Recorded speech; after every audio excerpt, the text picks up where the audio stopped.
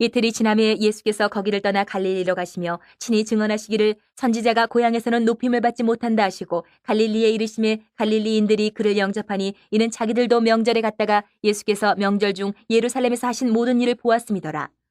예수께서 다시 갈릴리 가나에 이르시니 전에 물로 포도주를 만드신 곳이라. 왕의 신하가 있어 그의 아들이 가버나움에서 병들었더니 그가 예수께서 유대로부터 갈릴리로 오셨다는 것을 듣고 가서 청하되 내려오셔서 내 아들의 병을 고쳐주소서 하니 그가 거의 죽게 되었습니다. 예수께서 이르시되 너희는 표적과 기사를 보지 못하면 도무지 믿지 아니하리라. 신하가 이르되 주여 내 아이가 죽기 전에 내려오소서. 예수께서 이르시되 가라, 내 아들이 살아있다 하시니 그 사람이 예수께서 하신 말씀을 믿고 가더니 내려가는 길에서 그 종들이 오다가 만나서 아이가 살아있다 하거늘 그 낳기 시작한 때를 물은즉 어제 7시에 열기가 떨어졌나이다 하는지라. 그의 아버지가 예수께서 내 아들이 살아있다 말씀하신 그때인 줄 알고 자기와 그 온 집안이 다 믿으니라. 이것은 예수께서 유대에서 갈릴리로 오신 후에 행하신 두 번째 표적이니라. 갈릴리에서 두 번째 표적을 일으키셨습니다. 예수님께서 공생의 3년간의 기간 동안에 행하신 여러 가지 기적들이 있는데 그 기적들이 하나같이 공통점은 뭐냐면 기적 그 자체가 목적이 아니고 표적이었다. 그 기적의 의미가 있다. 무슨 의미냐? 공통적인 의미는 그리스도, 예수께서 메시아의 시대가 시작되었다라는 것을 알리기 위한 표적이었다. 표적이. 메시아가 오셨다라는 표적인 거예요. 오늘 본문에 기록된 이 이적은 첫 번째 이적이었던 가나라는 곳의 혼인잔치집에서 물로 포도주를 만드신 표적에 이은 두 번째 표적입니다. 그래서 오늘 이 표적 기록 가운데서 우리가 유심히 교훈으로 받아야 될 것은 복음이 뭔지 그 믿음의 원리가 뭔지를 우리가 잘 곱씹어서 찾고 우리 삶 속에 적용을 해야 될 겁니다. 복음과 믿음의 원리. 먼저 43절부터 45절을 보면 예수님께서 갈릴리로 다시 가셨습니다.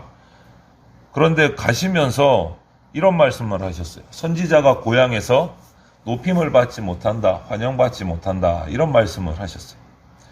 오늘 이 요한복음 기록에는, 본문에는 예수님이 갈릴리에서 환영을 받지 못하신 모습들이 이렇게 기록되어 있거나 이렇지는 않습니다. 그래서 이게 무슨 뜻일까 할 수 있는데, 이 동일한 말씀이 기록된 누가복음 본문, 누가복음 4장부터 이렇게 본문을 보면 어떻게 환영을 받지 못하셨는지 구체적인 상황들이 누가복음에는 기록이 되어 있어요. 그래서 예수님이 나사렛에서 이사야 선지자가 메시아에 대한 예언을 한 말씀을 읽으시고 그 말씀이 지금 이루어졌다, 이렇게 말씀을 하시니까 사람들이 야, 네가 무슨 선지자나, 너 요셉의 아들이잖아, 이렇게 조롱을 하고 핀잔을 합니다. 믿지를 않아요. 예수님의 말씀을 거부를 하는 장면이 나옵니다. 그 거부할 때 예수님이 또 그들에게 믿음 없는 것을 책망을 하셨어요. 책망을 받으니까 화가 나서 이 사람들이 예수님을 낭떠러지에 밀어서 떨어뜨리려고 하는 장면이 나옵니다. 환영받지 못하고 오히려 위협받고 이렇게 고통받는 장면이 나와요. 이 갈릴리 사람들은 자신들의 어떤 그런 선입견, 저 사람은 요셉과 마리아의 아들이야, 선지자가 아니야, 이런 선입견 때문에, 자기의 친한 사람의 아들이야, 이 선입견 때문에 예수님이 선포하신 그 진리의 말씀을 믿지 못하는 거예요. 오히려 죽이려까지 했어요. 그런데 이런 반응이 갈릴리 사람들에게만 있었느냐? 성경을 보면 그렇지 않아요. 예수님의 고향인 나사렛 사람들 뿐만 아니고 어느 곳을 가든지 유대인들에게 같은 반응이 나타나요. 예수님을 믿지 않고 예수님의 말씀을 거부하고 반대하고 오히려 예수님을 핍박하고 위협하고 공격하는 장면이 가는 곳마다 일어났어요. 가는 곳마다. 왜 그러냐? 자신들의 전통, 자신들이 가지고 있는 율법, 규례, 여기서 벗어나기 때문에 이것을 초월해서 뭔가 다른 말씀을 하시고 다른 이적들을 보이시니까 거부하는 거예요. 우리하고는 다르다. 이건 율법을 지켜야지, 규례를 지켜야지 왜 엉뚱한 짓을 하느냐. 결국은 그 선입견에 사로잡혀서 하나님이 보내신 그리스도 예수를 십자가에 못 박는 결과까지 나온 거예요. 그래서 오늘 말씀하신 선지자가 고향에서 환영받지 못한다. 이 말씀은 갈릴리 사람, 나사렛 사람 이렇게 한정적인 게 아니고 이스라엘 유대인들 전체를 향한 말씀이기도 합니다. 그러면서 마태복음 8장 10절에 보면 이방인들의 믿음을 칭찬을 하면서 이스라엘 중에서 이만한 믿음을 본 적이 없다. 이렇게 오히려 이방인을, 자신을 한 번도 본 적이 없는 이방인의 믿음을 칭찬하시면서 말씀하신 적도 있어요. 선입견에 사로잡혀서 진리를 대적하게 되는 이 어리석은 모습이 우리 가운데 없어야 되겠습니다. 진리를 받아들이는 것이 지혜로운 겁니다. 진리를 받아들이는 것이. 이렇게 해서 갈릴리 가나에 두 번째 예수님이 또 들어가셨어요. 혼인잔치 때 가시고 이번에 또 가셨어요. 그런데 가나에 들어가니까 왕의 신하 한 명이 찾아와서 자기 아들이 병들었다 하면서 가버나움으로 오셔서 아들의 병을 좀 고쳐주십시오 라고 간청을 합니다. 이 왕의 신하가 아이가 죽기 전에 예수님이 오시면 병을 고쳐주실 거라는 믿음이 있었던 거예요. 왜? 지금까지 예수님의 소문을 많이 들었던 것 같아요. 이 땅에 오시기까지. 그런데 예수님이 가시지는 않고 함께 가지 않고 그 왕의 신하에게 말을 하십니다. 아들이 살았으니까 돌아가라. 아들이 살았으니까 돌아가라. 그런데 오늘 기록을 보면 왕의 신하는 두말하지 않습니다. 예수님 말씀을 믿고 집으로 돌아가요. 그냥. 그래도 가셔야죠. 가서 한번 봐주세요. 안수를 해주세요. 기도를 해주세요. 이런 게 아니고 아들이 나왔으니까 돌아가라. 바로 믿음으로 돌아가요. 믿고 돌아갔더라 돼 있어요. 믿고 돌아갔더라. 그리고 예수님 말씀 믿고 돌아가던 중에 자기를 찾아오는 종들을 만납니다. 아들의 병이 나았다는 거예요. 아들의 병이 나았다. 시간을 물어보니까 예수님이 자기에게 나았으니까 돌아가라 하던 시간하고 딱 일치하는 거예요. 딱 일치하는 거예요. 신하의 이런 생각과는 달리 예수님은 공간을 초월하시는 말씀을 하시는 거예요. 그래서 병도 치료하시는 능력을 온 가족이 믿었더라 이렇게 돼 있어요. 그 결과가. 그런데 이보다 더한 사람이 있어요. 예수님이 칭찬하신 백부장은 이 신하보다 더 놀라운 믿음을 가졌어요. 백부장은 로마 사람이에요. 외국인이에요. 외국인. 로마 사람이에요.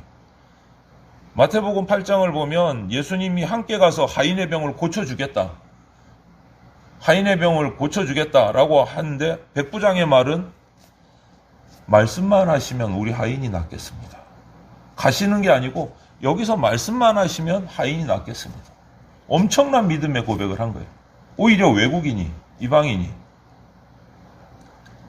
이렇듯 예수님께서 표적과 기사를 행하신 목적은 뭡니까? 그리스도를 나타내기예요. 그리스도가 이 땅에 왔다. 예수 그리스도가 이 땅에 왔다. 이것을 증언하시기 위해서 표적을 행하시는 거예요.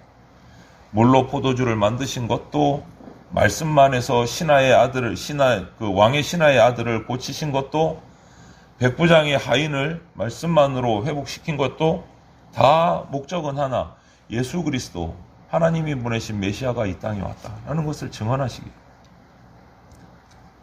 그렇지만 예수님은 또 오늘 48절에 이런 말씀하셨어요. 표적과 기사를 보지 못하면 믿지 못하는 사람들에 대해서 안타까워하셨어요. 꼭 표적을 봐야 믿느냐는 거예요. 꼭 표적을 봐야. 실제로 예수님의 제자 가운데 우리가 잘 아는 도마는 예수님의 부활을 내가 직접 보고 만져보지 않으면 예수님의 부활을 못 믿겠다. 이렇게 고집을 부리기도 했습니다. 그러다가 나중에 예수님을 만나보고 그 뒤에야 온전한 믿음을 가졌어요. 이것도 믿음은 믿음입니다. 이렇듯이 체험이 믿음에 도움이 되는 건 하지만 오늘 성경 말씀에 보지 못하고 믿는 자들이 더 복되다 라고 말씀하셨어요. 근데 보지 못하고 믿는다니까 그냥 억지로 믿으라는 말씀이 아니에요. 예수님의 말씀은 말씀과 성령으로 의심치 않고 믿는 믿음이 진짜 소유 귀한 믿음이고 복된 믿음이다 라는 것을 강조하시는 거예요. 시험이 도움이 될 때는 있어요. 그런데 그게 다가 아니다는. 오늘 서두에 말씀드렸듯이 유대뿐만 아니고 고향에서도 배척당하셨습니다. 심지어는 형제들도 예수님을 믿지 않았어요. 네, 형제들도 요한복음 7장에 보면 예수님이 사실 세상을 지으셨지만 세상은 예수님을 알지 못했어요. 예수 그리스도께서 이 땅에 오셨지만 땅의 백성들은 예수님을 영접하지 않았어요. 그런 점에서 보면 이 믿음이라는 게 개인적인 연고로, 개인적인 친분으로 뭔가 친해서 생기는 건 아닌 것 같아요. 친하게 관계가 좋으면 예배당에 나올 수는 있어요. 그 다음에 그 사람에게 믿음이 들어가서 구원 얻는 것은 연고와 친분을 뛰어넘어야 되는 거예요. 연고와 친분을 뛰어넘어야 돼요. 예수님의 표적을 보고 사람들이 예수님을 맞이하고 믿고 맞아들이고 갈릴리 사람들이 환영은 했어요. 예수님을 처음에 오실 때. 그런데 그게 실제로 믿은 게 아니다라는 거예요. 그냥 표적을 보고 나에게도 표적을 이런 식이죠. 그러다 보니까 예수님의 표적에만 눈길이가 있지 예수님이 정작 누구신지 어떤 분이신지 무엇을 하러 이 땅에 오셨는지 아무도 이해를 못했어요. 제대로 알지를 못했어요. 사람들은 각각 자기 입장에서 표적을 봅니다. 여러분. 표적이 일어나면 누구 한 명이 병고침을 받았다 그러면 똑같지 않아요. 이해하는 게. 사람마다 제각각이에요. 사람마다 제각각. 표적을 받아들이는 입장이 다 달라요. 그러다 보면 정작 그 표적을 행한 분이 이 표적을 통해서 뭔가 보여주고 싶어 하시고 말하고 싶어 하는 진짜 의미는 아무도 몰라. 자기 스타일대로 표적을 받아들이니까. 예수님은 영생하면서 솟아나는 생수를 주시려고 했는데 사마리아 여인은 지금 당장 목마르니까 목마른 물을 찾아요.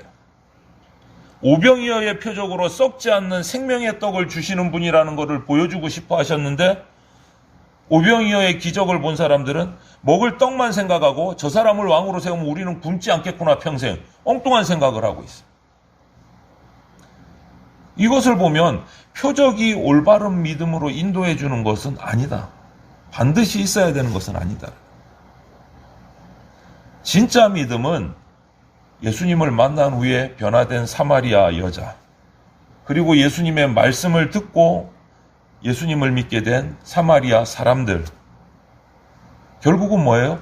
진정한 믿음은 표적이 아니고 예수님의 말씀으로 이루어진다. 예수님의 말씀으로.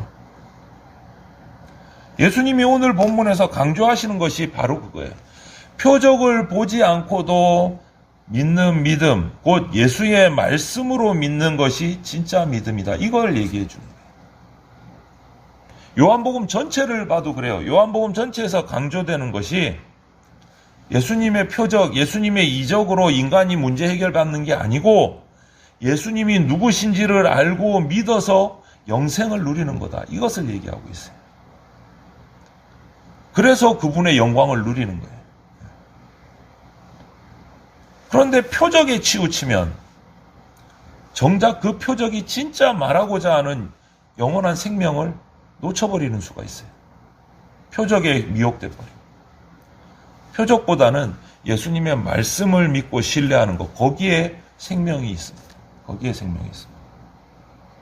하나님의 살아계심, 영원하심은 내 상황이 좋든지 나쁘든지 이것으로 알 수 있는 게 아니에요.